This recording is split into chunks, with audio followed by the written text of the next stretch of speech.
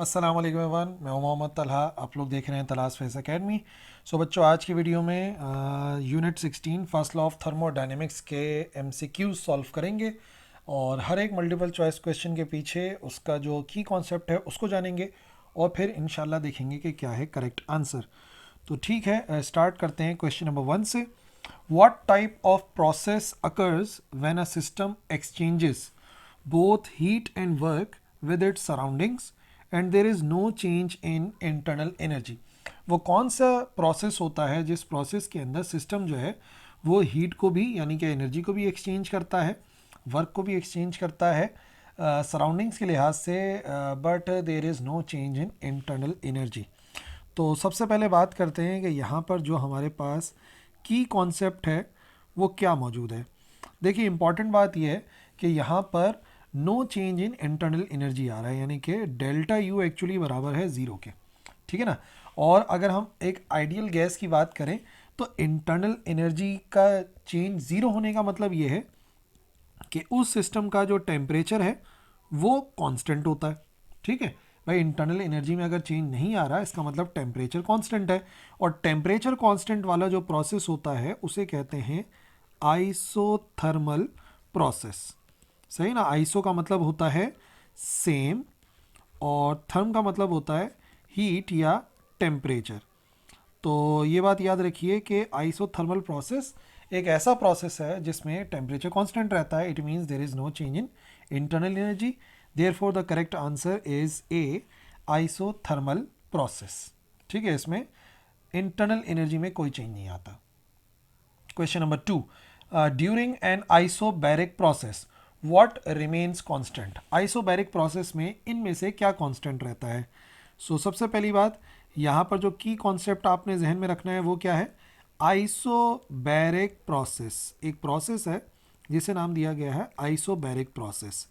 अब यहाँ पर ऑलरेडी मैं आपको बता चुका हूँ, आइसो का जो वर्ड है बेसिकली ये सेम को शो करता है, और यहाँ पर जो बैरिक आ रहा है ये निकला है बार से, तो बार सेम रहेगा। What is bar? Bar is old name for pressure. ठीक है, तो इसका मतलब ये हो गया कि आइसोबैरिक प्रोसेस एक ऐसा प्रोसेस होता है जिसमें प्रेशर जो है वो बेसिकली सेम रहता है, यानी कि कांस्टेंट रहता है। देयरफॉर करेक्ट आंसर होगा हमारे पास व्हाट रिमेन्स कांस्टेंट। तो याद रखिए, आइसोबैरिक में pressure remains constant. Question number 3, in which thermodynamic process, किस थर्मोडायनेमिक प्रोसेस में does system exchange heat with its surroundings.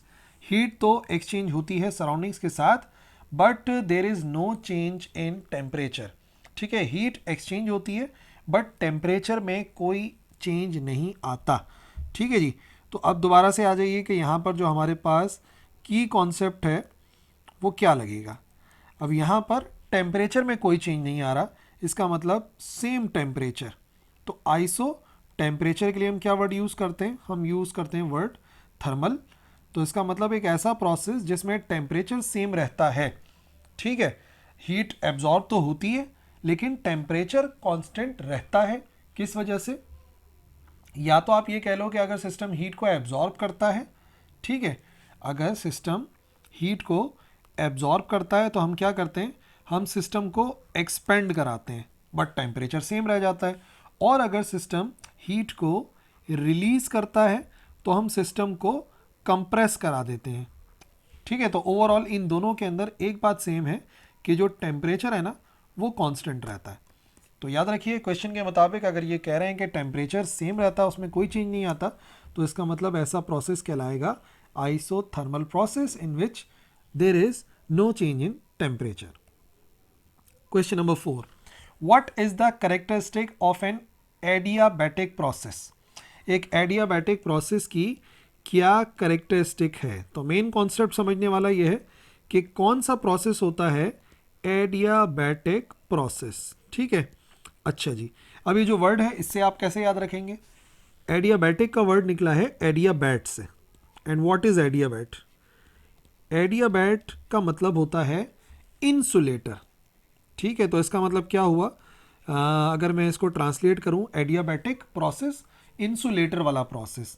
ये वो प्रोसेस होता है जिसमें हम अपने सिस्टम को एक्चुअली एक इंसुलेटर के ऊपर रख देते हैं।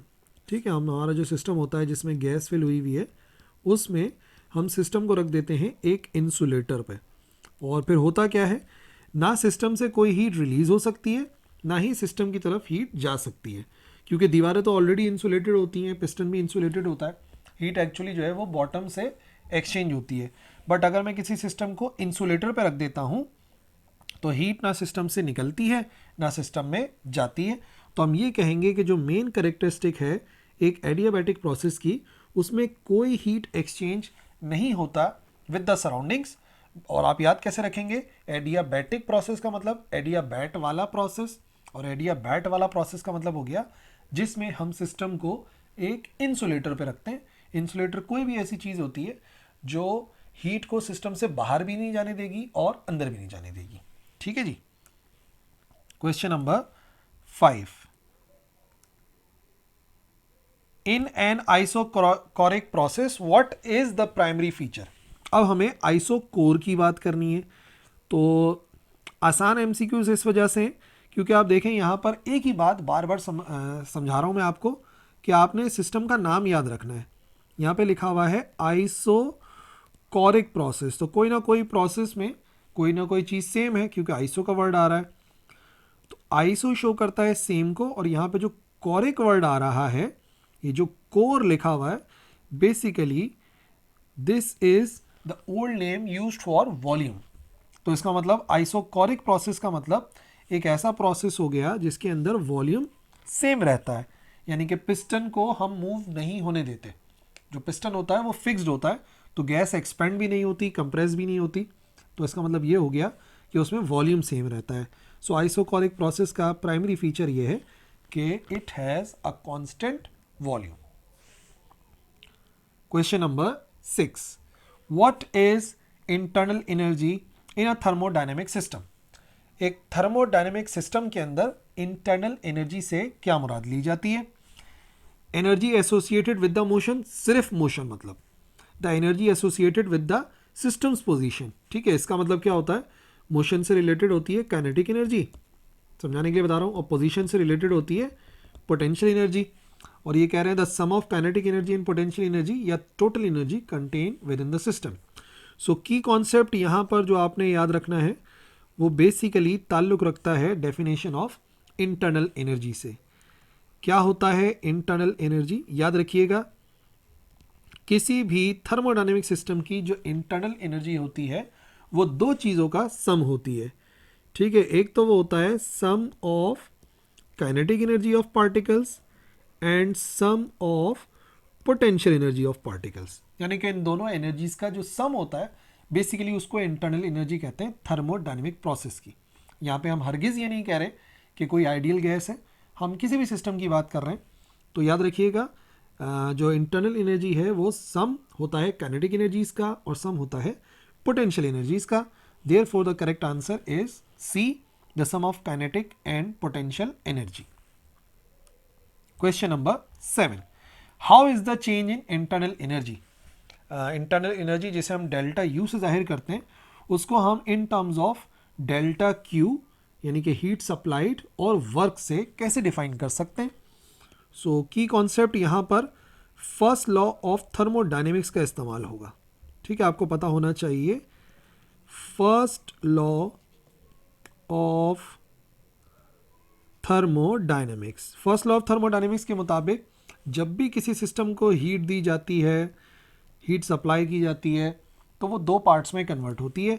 एक तो सिस्टम की इंटरनल एनर्जी में चेंज आता है और दूसरा ये है कि सिस्टम वर्क करता है।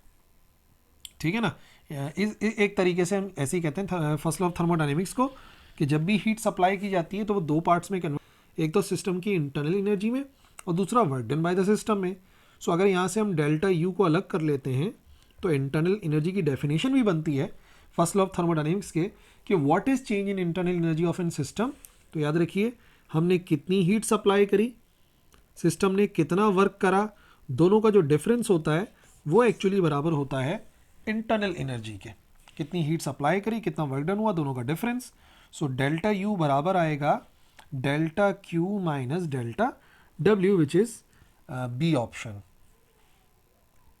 Question number 8, what is the internal energy of an ideal gas related to.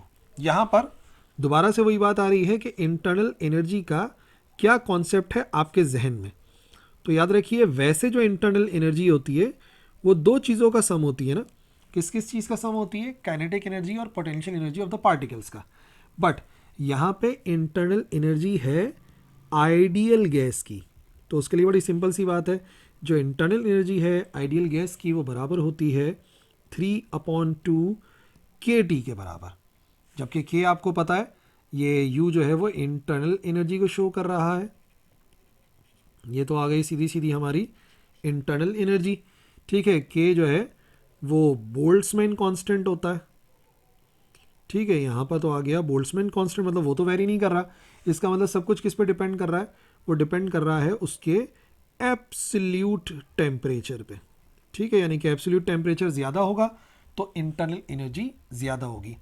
Ideal gas में आपको पता है ना, सिर्फ काइनेटिक एनर्जी के ऊपर डिपेंड करती है, पोटेंशियल एनर्जीज के ऊपर डिपेंड नहीं करती।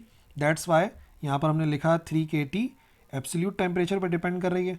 और अगर ये बात नहीं याद तो मैं आपको याद दिला दूँ कि जो इंटरनल एनर्जी है जो कि ड्यू टू काइनेटिक एनर्जी होती है, बेसिकली उसका फॉर्मूला है 3/2 kT, जो कि हमने इसे पिछले चैप्टर में ड्राइव करा था ना, कि काइनेटिक एनर्जी 3/2 kT के बराबर होती है।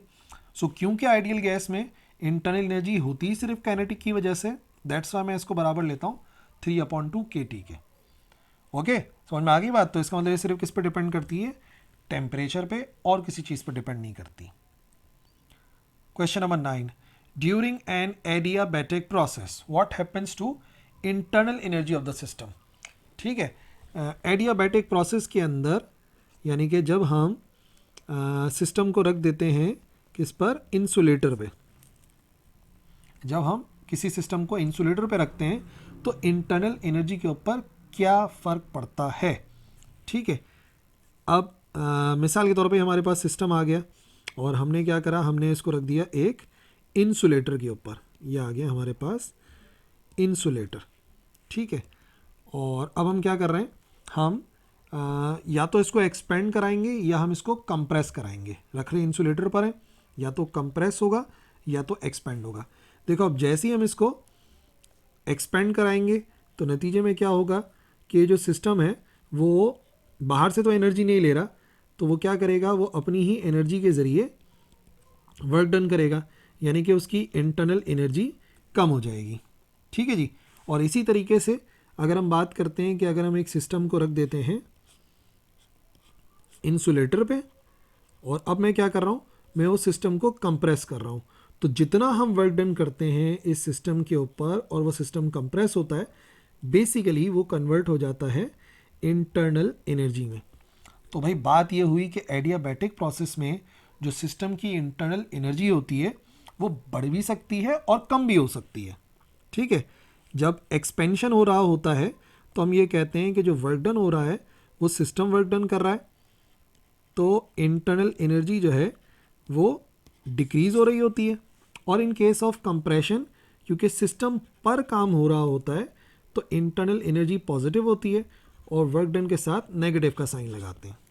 बट यहाँ पर इंक्रीज़ और डिक्रीज़ अलग लिखा हुआ है, और लिखा हुआ है remains constant depends on specific heat. तो बेसिकली मेरे मुताबिक तो इसका आंसर होना चाहिए, अगर इसको आप एडियाबैटिक प्रोसेस के बजाय एडियाबैटिक एक्सपेंशन या कंप्रेशन करेंगे तो कोई भी एक आंसर करेक्ट हो सकता है। अगर ये एडियाबैटिक एक्सपेंशन हो मिसाल के तौर पे, तो फिर हम कहेंगे कि इंटरनल एनर्जी डिक्रीज़ होती है। और अगर यही जो है वो सवाल थोड़ा सा चेंज हो जाए और इसको बोलते हैं कि एडियाबैटिक कंप्रेशन में क्या होता है, तो एडियाबैटिक कंप्रेशन वाले केस के अंदर हम ये कहेंगे कि इंटरनल एनर्जी इंक्रीज़ हो जाएगी। तो मैंने आपको दोनों बातें समझा दी और पूरा कॉन्सेप्ट भी क्लियर कर दिया। अब आइए क्वेश्चन नंबर 10 पर। What is the equation for internal energy change of a system in an isochoric process? Isochoric process में सही इक्वेशन क्या है for change of internal energy? तो अब याद रखिए, फर्स्ट लॉ ऑफ थर्मोडायनेमिक्स क्या होता है? ये कॉन्सेप्ट है फर्स्ट लॉ ऑफ थर्मोडायनेमिक्स का।